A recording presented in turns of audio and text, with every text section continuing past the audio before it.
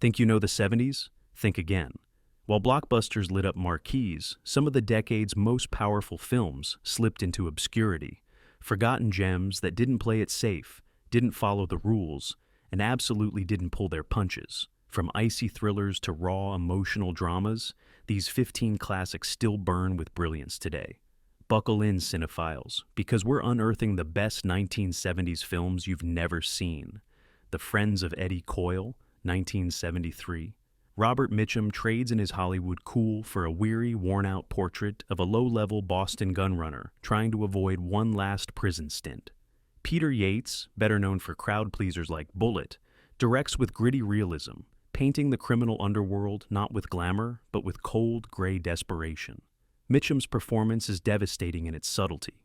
His Eddie Coyle shuffles through life with slumped shoulders and dead eyes, a man who knows his fate but still scrambles to avoid it. The supporting cast elevates every scene, Peter Boyle as the duplicitous bartender Dylan, Richard Jordan as the manipulative federal agent Foley, creating a tapestry of moral ambiguity where loyalty is currency and everyone's looking for a better deal. The film's Boston winter setting feels bone-chillingly authentic, with rundown diners, empty parking lots, and hockey arenas serving as backdrops to quiet conversations that determine life and death. This wasn't a hit at the box office and was largely forgotten amid flashier crime flicks like The Godfather and Mean Streets. But its influence lingers in everything from The Sopranos to No Country for Old Men. Quentin Tarantino called it the best crime movie ever made, and modern filmmakers from Denis Villeneuve to Ben Affleck have cited its quiet intensity as a blueprint. Don't expect shootouts, expect slow burns, tough choices, and betrayal in every breath. The final scene, underplayed with devastating restraint, might be the most honest portrayal of a criminal's end ever committed to film. What makes The Friends of Eddie Coyle truly special is how it strips away crime film mythology, presenting instead a world where criminals are just working stiffs, where violence happens without fanfare, and where your friends are the ones who ultimately betray you. It's not just a forgotten classic, it's a masterclass in cinematic realism that most movies still can't match today. The Last Detail, 1973. Jack Nicholson is at his foul-mouthed, electric best in this Hal Ashby-directed odyssey about two Navy men escorting a young sailor to prison. What starts as a simple assignment becomes a journey through America's back roads, bars, and brutalities. Nicholson's Billy Badass Badusky is a tornado of profanity and raw emotion, partnered with Otis Young's more restrained Mule. Together, they're tasked with delivering Randy Quaid's pitiful sailor, Meadows, to the brig for an 8-year sentence over a petty theft. Robert Towne's razor-sharp screenplay sparked controversy with its unprecedented use of profanity. Over 65 F-bombs at a time when most films contain none, and Columbia Pictures fought the MPAA tooth and nail to release it intact. The dialogue crackles with authenticity, capturing military life with unvarnished truth. Nicholson's performance is a masterpiece of charisma and empathy, earning him an Oscar nomination that ultimately lost to Jack Lemmon. The film is structured as a road trip, but it's really an exploration of institutional cruelty and small moments of human dignity. Ashby's direction feels loose and improvisational, but every scene builds toward the film's devastating conclusion. Each stop along the way, a bathroom fight, a whorehouse visit, a counterculture party, reveals more about these men and the limited choices available to them. It grossed modestly and faded behind Nicholson's flashier roles, but time has been kind to The Last Detail. Today it reads like a lost anthem of American post-Vietnam disillusionment, a counterculture classic that uses the military as a microcosm for wider societal constraints. The film's final salute, loaded with rage, resignation, and reluctant duty, encapsulates an entire generation's ambivalence about authority. Film scholars now rank it among Ashby's finest works, alongside Harold and Maude and Being There, appreciating how it balances comedy and tragedy within a deceptively simple narrative. For viewers discovering it today, the film feels startlingly modern in its language, performances, and emotional honesty. Wanda, 1997. Barbara Loden's Wanda is a trailblazer in every sense. a film so ahead of its time that audiences and critics simply weren't ready for it. Loden, writer, director, and star, gives us a woman lost in the coal mining backroads of Pennsylvania, drifting through life with a haunting quietness. After abandoning her children and husband, Wanda floats from one degrading situation to another, eventually falling in with a small-time crook planning his next heist. Shot in grainy 16mm with non-actors and real locations, it feels almost like a documentary, a precursor to today's independent cinema aesthetics. Loden, primarily known as an actress and wife of director Elia Kazan, created something revolutionary, a female character with no redemptive arc, no punishment for moral transgressions, and no false epiphanies. Wanda simply exists, making choices both terrible and understandable. At the time, no one knew what to do with it. Critics largely ignored it. Theaters passed. It won the International Critics Prize at Venice but disappeared shortly after. But slowly, over decades, Wanda became a feminist landmark and indie inspiration. The film was rediscovered by scholars in the 1990s, with directors like John Cassavetes praising its uncompromising vision. In 2017, the Library of Congress preserved it in the National Film Registry, recognizing its cultural significance. What's remarkable about Wanda is how it refuses conventional storytelling while maintaining emotional truth. There are no explanatory monologues, no psychological insights, just a woman moving through hostile spaces where her value is constantly diminished. The coal region landscapes, with their industrial decay and bleak horizons, become a character themselves. Loden never directed another feature before her untimely death in 1980, but this single work has influenced generations of independent filmmakers. It's raw, unsentimental, and still radical. If you've ever wondered what a film made entirely outside the system looks like, this is it. Wanda isn't just forgotten. It was barely noticed in the first place, but its power remains undiminished. The Hospital, 1971. Before Network exploded onto screens with its mad-as-hell fury, Paddy Chayefsky won an Oscar for this brutal satire of the American healthcare system. George C. Scott stars as Dr. Herbert Bach, a broken-down doctor contemplating suicide while unraveling in a New York hospital where deaths go unreported and madness is the only constant. Arthur Hiller directs this medical nightmare with pitch-black wit, creating a world where incompetence kills patients daily and bureaucracy obscures responsibility. The film begins with a darkly comic voiceover detailing mysterious deaths among hospital staff, setting the tone for a story where healing institutions have become places of danger. Diana Rigg plays Barbara Drummond, the daughter of a patient and a potential salvation for Scott's character. But don't expect easy romance. Their relationship is complicated by her own agenda and his profound depression. Scott delivers a furious performance full of bitterness, brilliance, and barely contained despair, a role that rivals his work in Patton and Dr. Strangelove. His monologues about the decay of American medicine remain some of the most scathing indictments ever filmed. The supporting cast, including Barnard Hughes as a bumbling doctor and Richard Dysart as the hospital's administrator, creates a gallery of medical professionals who've lost sight of their purpose. The film didn't make major waves commercially, falling between Chayefsky's bigger hits, but critics recognized its brilliance immediately. Roger Ebert called it an emotional time bomb. Today it feels disturbingly prescient. Its criticisms of healthcare commodification, medical error, and administrative bloat have only grown more relevant. Modern films like The Big Short and Vice owe a debt to its fusion of comedy and institutional critique. The Hospital is that rare satire that hasn't softened with age. It's grown sharper. Watch it now, and you'll swear it was made yesterday, a testament to both Chayefsky's foresight and our failure to address the problems he identified 50 years ago. Images, 1972. Robert Altman's Images is a haunting descent into psychosis, blending psychological horror with experimental visuals that would influence generations of filmmakers. Coming between his more celebrated works, McCabe and Mrs. Miller and The Long Goodbye, this film represents Altman at his most European and challenging. Susanna York stars as Catherine, a children's author losing her grip during a remote retreat in Ireland, where she's plagued by visions of men from her past, some dead, some alive, all threatening. The film fractures reality with eerie precision. Mirrors, doubles, and shadows dominate every frame. Altman uses overlapping sound, disorienting camera work, and structural repetitions to place viewers inside Catherine's deteriorating mind. John Williams delivers one of his creepiest scores, collaborating with Japanese percussionist Stomu Yamashita to create unsettling soundscapes unlike anything in his later blockbuster work. York won Best Actress at Cannes for her fearless performance, which required her to interact with figments of her imagination throughout.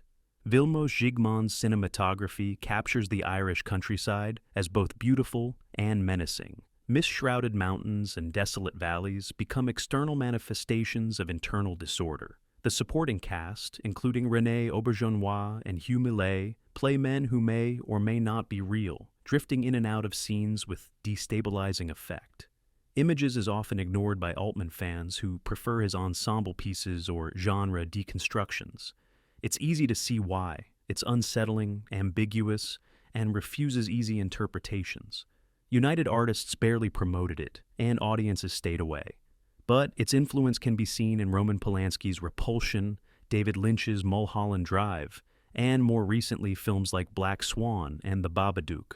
For modern viewers, the film offers a masterclass in psychological horror that relies on atmosphere rather than jump scares. Its exploration of creative women pushed to mental breakdown feels particularly relevant in contemporary discussions about women's experiences in male-dominated spaces. If you appreciate cinema that crawls under your skin and stays there, this forgotten gem deserves rediscovery. Fat City, 1972. John Huston's quiet, bruising masterpiece, Fat City, follows two boxers, one aging, one rising, in the dusty margins of Stockton, California. Stacy Keach plays Billy Tully, a once promising fighter now drowning in alcohol and regret, while a young Jeff Bridges is Ernie Munger, a naive talent who might follow the same path. Their parallel stories create a meditation on masculine pride, unfulfilled potential, and the crushing weight of economic reality. This isn't a boxing movie in the traditional sense. You won't find triumphant victories or inspirational comebacks. It's a movie about losing, about living with disappointment.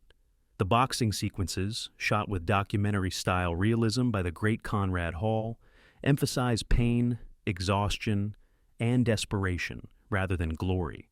Susan Tyrrell's Oscar-nominated role as Oma, a broken-down barfly who briefly becomes Tully's companion, adds to the raw, unvarnished portrait of small-town defeat.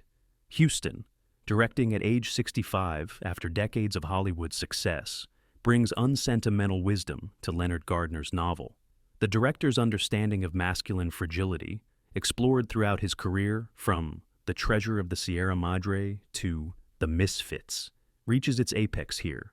Every conversation in dingy bars, laundromats, and boxing gyms reveals men trying to maintain dignity while life delivers repeated blows. Shot entirely on location in Stockton, the film captures a fading California town where agricultural workers, drifters, and has-beens scrape by. The cinematography avoids romanticism, presenting sun-bleached streets and fluorescent-lit gyms with stark clarity. The film's title, slang for prosperity, hangs over the narrative with bitter irony. Fat City barely made a dent at the box office, caught between the fading studio system and the rise of New Hollywood. But its melancholy power and emotional truth have only grown stronger with time. Modern filmmakers from David O. Russell to Darren Aronofsky have acknowledged its influence on their own boxing narratives. For viewers seeking American cinema at its most honest, Fat City offers no easy answers, just unforgettable characters fighting battles they've already lost. Mikey and Nikki, 1976. Elaine May's Mikey and Nikki is a masterclass in male friendship gone sour, disguised as a gangster film. John Cassavetes and Peter Falk, real-life friends and frequent collaborators, play Nikki and Mikey, a paranoid low-level gangster and his childhood buddy who may or may not be setting him up for execution in one very long, very tense night. May, better known for her comedy work with Mike Nichols, brings documentary-like intensity to this study of masculinity in crisis. The film feels improvised, though it wasn't. May wrote a tight script, but encouraged her actors to inhabit their characters fully. The result is a level of psychological realism rarely seen in American cinema. Cassavetes' Nikki is a live wire of paranoia and self-destruction, while Falk's Mikey maintains a facade of concern that gradually reveals deeper calculations. The production became legendary for May's perfectionism. She shot hundreds of hours of footage, blowing the budget and angering Paramount Pictures. She reportedly hid reels of film to prevent the studio from taking control of the edit. The film was eventually buried with minimal promotion. But time has vindicated May's approach. It's now hailed as one of the best American character studies of the 1970s, mentioned alongside classics like Mean Streets and 5 Easy Pieces. What sets Mikey and Nikki apart is its unflinching portrayal of toxic male friendship, the shared history, the buried resentments, the unspoken competition. As the men wander through Philadelphia's nighttime landscape, bars, apartments, cemeteries, their conversation reveals layers of betrayal, both personal and professional. Ned Beatty appears as a matter-of-fact hitman, bringing additional tension to an already volatile situation. May's direction emphasizes claustrophobia and physical closeness, with the camera often uncomfortably near the actors' faces. The film feels messy, improvisational, and devastating, capturing loyalty, betrayal, and paranoia in a way few films ever have. Its influence can be seen in everything from Goodfellas to Uncut Gems, cementing May's reputation as one of American cinema's most underappreciated directors. The Hired Hand, 1971. Peter Fonda's directorial follow-up to Easy Rider confounded audiences expecting more counterculture rebellion. The Hired Hand is an elegiac Western more concerned with redemption and responsibility than gunfights.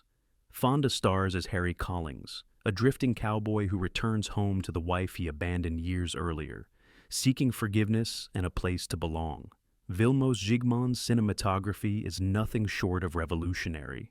Slow dissolves, amber light, and poetic stillness create a dreamlike quality that reimagines the American West as both tactile and mythic. The opening sequence, where flowing water transitions to galloping horses, remains one of the most beautiful montages in cinema history. Bruce Langhorne's spare, haunting score enhances the film's meditative quality, using folk instruments to create music that feels both period-authentic and timeless. Warren Oates delivers a scene-stealing performance as Arch, Harry's loyal companion who complicates the reunion with his presence. But it's Verna Bloom who provides the film's emotional center as Hannah, Harry's abandoned wife who has built a life without him. Their cautious reconciliation, where power shifts subtly between them, offers one of cinema's most nuanced portrayals of a broken marriage.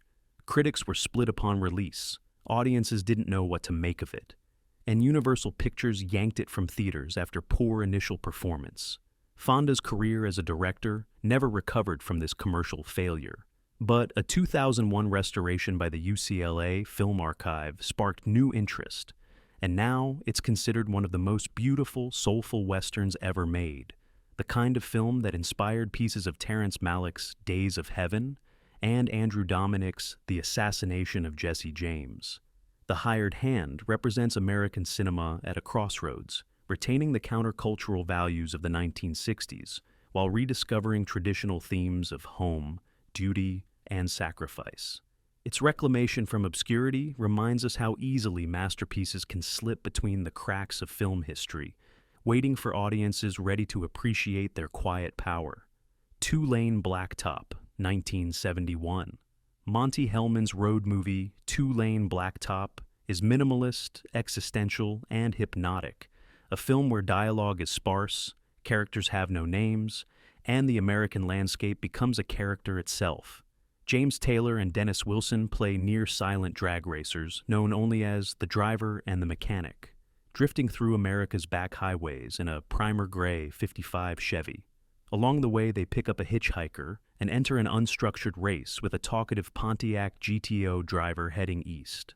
Hellman, mentored by Roger Corman but influenced by European art cinema, strips away conventional storytelling to create something closer to visual poetry. The characters barely speak, particularly Taylor and Wilson, whose performances rely on presence rather than traditional acting. Oates provides counterpoint as GTO, a compulsive liar who tells a different life story to everyone he meets. The film becomes a meditation on American restlessness, masculine identity, and the allure of perpetual motion.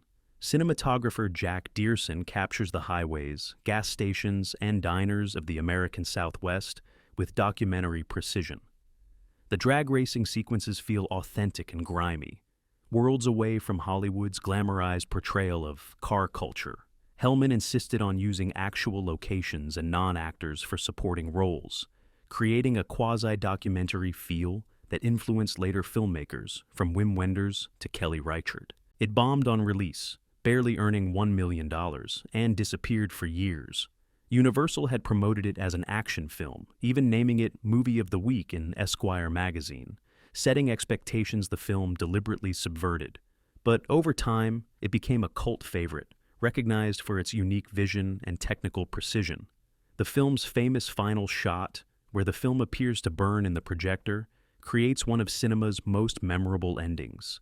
Now, it's celebrated as a road movie unlike any other, a film where the journey is everything and the destination doesn't matter. Its influence can be seen in everything from Paris, Texas to Drive, cementing Hellman's reputation as an artist in residence within American cinema. The Parallax View, 1974. Paranoia has never looked so chilling as in Alan J. Pakula's The Parallax View, the middle entry in what would become known as his Paranoia trilogy between Clute and All the President's Men. Warren Beatty stars as Joseph Frady, a reporter investigating the assassination of a political candidate and uncovering a shadowy corporation that recruits and trains political assassins. Released in the wake of Watergate and building on public suspicion following the Kennedy and King assassinations, the film tapped directly into America's post-60s anxiety. Pakula and cinematographer Gordon Willis, known as the Prince of Darkness for his shadowy work on The Godfather, create a visual language of institutional menace, dwarfing humans against massive architecture, using deep focus to suggest surveillance, and employing uncomfortably symmetrical compositions to evoke powerlessness against organized systems. The now famous Parallax Test montage, where the corporation assesses potential assassins through a barrage of emotionally manipulative images, is one of the most unsettling sequences in cinema history, a masterclass in psychological conditioning through visual association. The film's opening assassination sequence on the Space Needle and the final political convention scene remain textbook examples of building tension through architecture and editing. Audiences didn't flock to it. It was too cold, too scary, too real at a time when American confidence in institutions was already collapsing. Coming shortly after Beatty's McCabe and Mrs. Miller, and before his blockbuster Shampoo, it became something of a forgotten entry in his filmography. But its age-like prophecy, with its themes of corporate manipulation, of politics and media, feeling increasingly relevant. Modern political thrillers from The Manchurian Candidate remake to Michael Clayton still borrow its DNA. The Parallax View offers no comfort, no triumph of individual heroism against conspiracy. Its devastating final minutes suggest that individuals are ultimately powerless against systems designed to protect themselves at all costs, a message that feels increasingly prescient in our modern age of institutional mistrust. Sorcerer, 1977. William Friedkin's Sorcerer had the misfortune of opening just after Star Wars, and it tanked spectacularly, becoming one of the most notorious box office failures of the decade. But this tense, sweaty thriller about four desperate men hauling dynamite through a South American jungle is now considered a masterpiece of suspense cinema, a remake of Henri Georges Clouzot's The Wages of Fear. It stars Roy Scheider as Jackie Scanlon, an American gangster hiding in a hellish South American village after a robbery gone wrong. When an oil well fire erupts 200 miles away, Scanlon and three other outcasts, a French businessman, a Middle Eastern terrorist, and a Mexican hitman, are hired to transport highly unstable nitroglycerin through treacherous terrain. Friedkin, coming off the massive success of The French Connection and The Exorcist, filmed in multiple international locations under brutal conditions. The production was plagued by illness, weather disasters, and budget overruns, challenges that mirror the character's journey and infuse every frame with authentic danger. The infamous bridge crossing sequence, where trucks must traverse a rotting wooden structure during a torrential downpour, took months to film and remains one of the most suspenseful scenes ever committed to celluloid. Pure cinematic terror, without special effects or digital enhancement. Tangerine Dream's electronic score pulses like a heartbeat beneath the action, creating a modernist soundscape that contrasts with the primal struggle on screen. Friedkin's direction, raw, gritty, unforgiving, shows a master working at the edge of his abilities, capturing physical ordeals with documentary-like intensity. The film's commercial failure ended the era when directors like Friedkin had carte blanche from studios, making it a symbolic last gasp of New Hollywood's artistic freedom. But time has vindicated Friedkin's vision. Contemporary directors from Christopher Nolan to Nicholas Winding Refn have cited its influence. A 2014 restoration brought renewed attention to this forgotten masterpiece, confirming its status as one of cinema's great white-knuckle experiences. Scarecrow, 1973. Al Pacino and Gene Hackman star in this quiet, character-driven story about two drifters chasing the American dream across the country. Director Jerry Schatzberg gives them space to breathe, argue, laugh, and fail, creating a buddy film that subverts every expectation of the genre. Pacino plays Lion, a childlike ex-sailor returning from sea to meet the son he's never seen, while Hackman's Max is a hothead ex-con planning to open a car wash in Pittsburgh. Their unlikely friendship forms the emotional core of the film, with both actors delivering performances of remarkable subtlety and depth. This was Pacino right after The Godfather, and Hackman fresh from The French Connection, both at the height of their powers and working intimately with Schatzberg to develop their characters. Vilmos Zsigmond's cinematography captures the American landscape with poetic realism. Freight yards, roadside diners, wheat fields, and prison yards become stopping points in a journey that's both physical and spiritual. The film's title comes from Max's philosophy that scarecrows don't fight the crows, but make them laugh, convincing them to leave, a metaphor for how these broken men attempt to navigate a hostile world. Scarecrow won the Palme d'Or at Cannes, but flopped in U.S. theaters. Critics didn't know what to make of its melancholy tone and loose narrative structure. It arrived at a moment when American audiences were gravitating toward more conventional storytelling, leaving this character study between genres and expectations. But for fans of actor-driven storytelling, Scarecrow is an overlooked treasure. It's soft, strange, and emotionally devastating. The film's legacy lives on in independent cinema's continued interest in male friendship, aimless journeys, and the dark underbelly of American mobility. Modern viewers often compare it favorably to acclaimed buddy films like Midnight Cowboy, recognizing how it pushed the boundaries of the form through psychological complexity and emotional honesty. The Effect of Gamma Rays on Man in the Moon Marigolds, 1972. Paul Newman directs his wife, Joanne Woodward, in this harrowing adaptation of Paul Zindel's Pulitzer Prize-winning play. The film represents a high point in serious family drama that Hollywood has largely abandoned in recent decades. Woodward plays Beatrice, a bitter, struggling single mother raising two daughters in a crumbling house that also serves as a home for an elderly boarder. Her performance is ferocious and heartbreaking, a woman whose dreams have curdled into resentment, inflicting emotional damage on her children, while occasionally revealing glimpses of the person she might have been. Nell Potts plays the sensitive younger daughter Matilda, whose science experiment with irradiated marigolds offers the film's central metaphor, how exposure to trauma creates both mutations and unexpected beauty. Newman's direction is understated, letting performances shine while maintaining theatrical intensity within cinematic language. The cramped household becomes a pressure cooker of thwarted ambitions and psychological wounds. Robbie Greenberg's cinematography emphasizes decay and isolation, using natural light to create a world that feels lived in rather than designed. The film received limited theatrical release from 20th Century Fox, but critics raved about Woodward's performance, which won her Best Actress at the Cannes Film Festival. Yet it was quickly forgotten in a decade dominated by more flamboyant filmmaking. The film was ahead of its time in portraying fractured family life with such brutal honesty, particularly from a female perspective. For modern viewers, the effect of gamma rays offers a bridge between Tennessee Williams' theatrical family tragedies and contemporary independent cinema's exploration of dysfunctional households. Its unflinching portrayal of maternal ambivalence was revolutionary for its time and remains uncomfortable today. The film deserves recognition alongside other classic family dramas like Ordinary People and Terms of Endearment, particularly for its refusal to offer easy reconciliation or sentimental resolution. Charlie Veric, 1973. Walter Matthau plays against type as Charlie Veric, a calculating bank robber who stumbles into stealing mob money from a small-town bank. Billed as the last of the independents, Veric is a crop duster and former stunt pilot whose meticulous planning is tested when he realizes the mafia is coming for their cash. Don Siegel directs with tight suspense and clever plotting, bringing the same no-nonsense approach that made Dirty Harry a hit. But unlike that film's moral simplicity, Charlie Veric operates in a world of shifting allegiances and pragmatic amorality.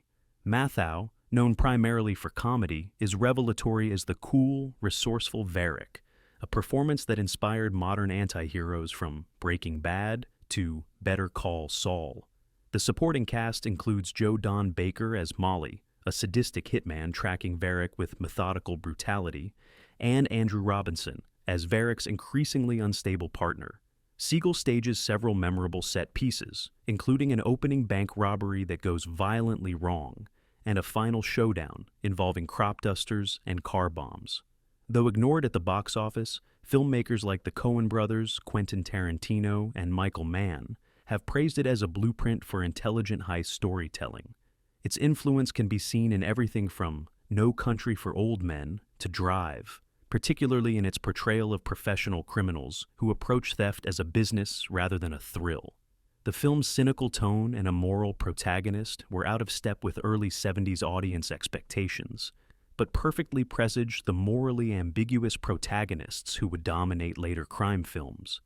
Charlie Veric represents genre filmmaking at its most skillful and subversive, a crime thriller that doubles as a critique of American capitalism, where banks, organized crime, and small business operate by the same ruthless principles. The Ruling Class, 1972. Peter O'Toole gives one of the most insane and inspired performances of his career in this black comedy about Jack Gurney, a paranoid schizophrenic who inherits a seat in the British House of Lords. Director Peter Medak unleashes a savage satire of British class society that still feels shocking today. The premise is deliciously absurd. Jack thinks he's Jesus Christ, complete with private conversations with a crucified version of himself and a habit of breaking into song and dance. His aristocratic family plots to marry him off, produce an heir, and have him committed. But halfway through the film, Jack recovers, except now he believes he's Jack the Ripper.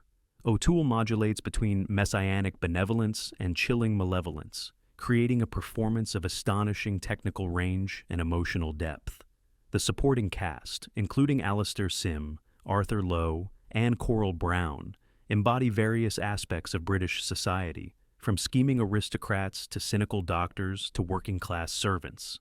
The film moves between theatrical set pieces, musical numbers, and moments of startling psychological horror, creating a tone entirely its own. Based on Peter Barnes' stage play, the film retains theatrical elements while adding cinematic flourishes, dream sequences, surreal visions, and dynamic camera movements that match O'Toole's manic energy. At nearly 3 hours in its original cut, it's a challenging, exhausting, and exhilarating experience that refuses to let viewers settle into comfortable viewing patterns. The film bombed on release, cut by distributors and marketed poorly, but developed a passionate cult following over time.